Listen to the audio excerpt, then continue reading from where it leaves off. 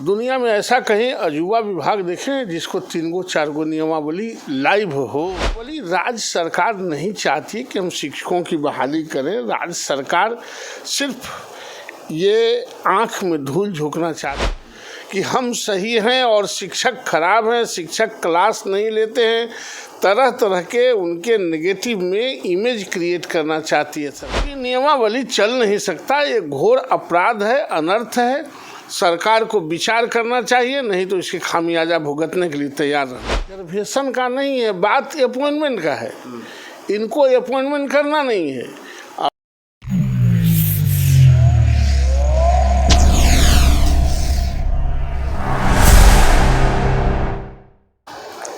अभी हम BJP MLC Naval Kishore Yadav ji के साथ बैठे हुए हैं। बिहार में शिक्षकों की बहाली जब से आई है 1,70,000, आप लोग जानते हैं कि क्या सिचुएशन बिहार में चल रहा है। कभी नियमावली का इंतजार किया जा रहा था, तमाम 3-4 साल लड़ाई लड़ने के बाद नियमावली आती है, उसके बाद नोटिफिकेशन आता है, वो भी विवाद में चली जाती है। PIL 4 पटना हाई कोर्ट में दायर कर दिया गया है। ये शिक्षक बहाली जब से आई है ये विवादों में ही चल रही है, इसको आप किस नज़रिया से देख रहे हैं? इसमें देखना कि विवाद तो सरकार पैदा कर रही है। हर रोज एक नया नियमावली बनाना, और अभी भी जो नए नियमावली बनाए उसके लगा के 3 नियमावली है शिक्षा विभाग को। दुनिया में ऐसा कहीं अजूबा विभाग देखें जिसको 3 गो 4 गो नियमावली लाइव हो।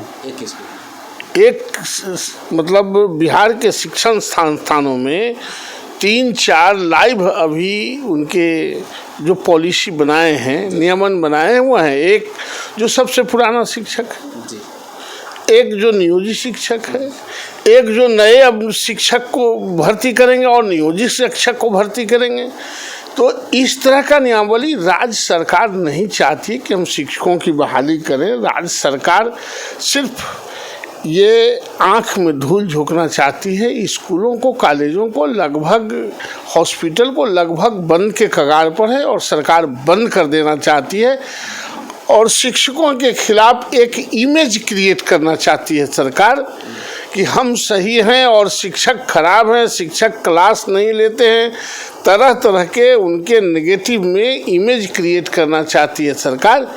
इसलिए इस तरह की बात की है। अभी जो ये BPSC को दिया है, वो जो नियमावली को आप पढ़ेंगे तो आपको लगेगा कि कौन इसको बनाया है।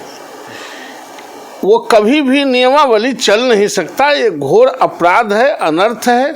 सरकार को विचार करना चाहिए, नहीं तो इसके खामियाजा भुगतने के लिए तैयार रहना चाहिए। ये नियमावली जब से आई है तो आरक्षण के लेकर इसमें बड़ा पेच फंस रहा है कि EWS को अगर केंद्र सरकार आरक्षण देती है, फिर बिहार सरकार क्यों नहीं दे रही है। NCTV कहती है कि 5% का रिलैक्सेशन किसी भी स्टेट दे सकता है, तो फिर बिहार सरकार क्यों नहीं दे रही है। तो मैं तो यही कहूँगा कि ये बहाली नहीं, एक पेच फंसाने का है कि 24 में भी यही बहाली पे लड़ाई लड़ा जाए, 25 में भी यही बहाली पे लड़ाई लड़ा जाए। देखिए, राज्य सरकार को बात रिजर्वेशन का नहीं है, बात अपॉइंटमेंट का है। इनको अपॉइंटमेंट करना नहीं है। अभी 6700 पदों पर हेडमास्टर का क्रिएट किया था, बिहार पब्लिक सर्विसेज कमीशन से इन्होंने लिया था। तो उसका सिलेबस ऐसा तय किया कि मात्र 400 बच्चे कंप्लीट कर पाए। तो इसी तरह के ये मापदंड रखेंगे ताकि यह कह दें कि हम तो अपॉइंटमेंट कर रहे हैं और लोग अपॉइंट हो नहीं रहा है, योग्य है ही नहीं। सिर्फ पढ़ने लिखने में JDU के नेता और लालू जी के बेटा, यही 2 योग्य है, बाकी बिहार के सब आदमी अयोग्य है। यह घोषित करने का प्रयास हो रहा है। स्टूडेंटों का कहना है, हम स्टूडेंट से भी बात किए, स्टूडेंट के जो नेता हैं उनसे भी बात किए, तो उनका कहना है कि सरकार जब 9वीं पर जब सरकार चल जाती है, अंगूठा छाप सरकार चल जाती है, तो मास्टर बनने के लिए 4 एग्जाम देना पड़े, उसमें भी सुप्रीम कोर्ट तो हाई कोर्ट लड़ना पड़े। सुप्रीम कोर्ट से याद आ गया, सुप्रीम कोर्ट में भी केस चल रहा है आरक्षण को लेकर, आप तो जानते ही हैं, जिसमें कहा जा रहा है कि नियोजित वालों का तब तक जो भी है प्रमोशन नहीं होगा जब तक आरक्षण वाला मैटर सॉर्ट आउट नहीं हो जाता है सुप्रीम कोर्ट में। तो मैं तो कहूँगा कि ये फंसते हुए इसी पर नजर आ रही है। देखिए, राज्य सरकार और लोकतंत्र लोक लज्जा से चलता है, शर्म हाया से चलता है।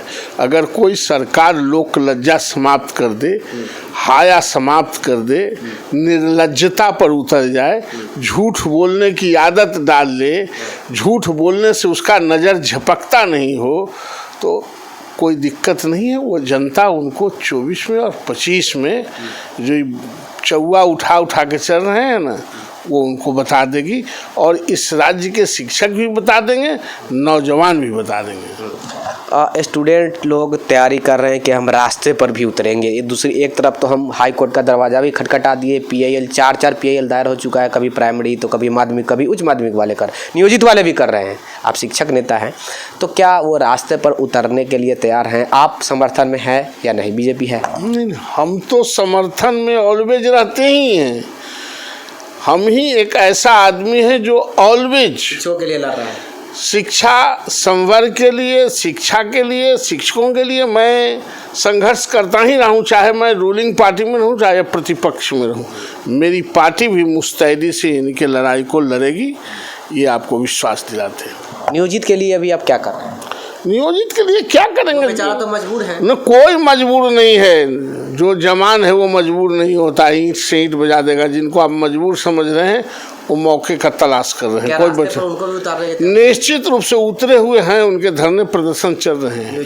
हाँ, कोई बाहर नहीं रहेगा, और अपने हक को, और शिक्षक जब लड़ाई लड़ता है तो लड़ाई जीतता है। हाँ, आज तक के इतिहास में आप 2880 में जो राजकीयकृत हुए थे स्कूल, उसमें भी जीता था। 437 का जो स्थानांतरण हुआ था शिक्षक, उसमें भी जीता था। ये 5000, 6000, 7000 में अपॉइंट किए थे, वो 40-45 हज़ार पर चल गया। लड़के वह भी जीता है, यह भी जीतेगा। देखिए, बिहार में शिक्षकों की बहाली काफ़ी लंबे समय से इंतज़ार किया जा रहा था, लेकिन आई लगभग 3-4 सालों बाद आई। जिस समय NDA की सरकार थी, उसी वक्त से ये लड़ाई स्टार्ट हुआ था, और आज महागठबंधन की सरकार है, सिचुएशन वही है युवाओं के साथ। मैं तो यही कहूँगा कि ये बहाली अभी होने नहीं जा रही है। मुझे लग रहा है कि ये बहाली फंसता हुआ नज़र आ रहा है, कभी हाई कोर्ट तो कभी रास्ते पर युवा उतरते नज़र आ रहे हैं। विशेष जानकारी के लिए आप लोग अवश्य जुड़े हुए रहिएगा। सहयोगी राजेश राज के साथ मैं विक्की गोयल, धन्यवाद।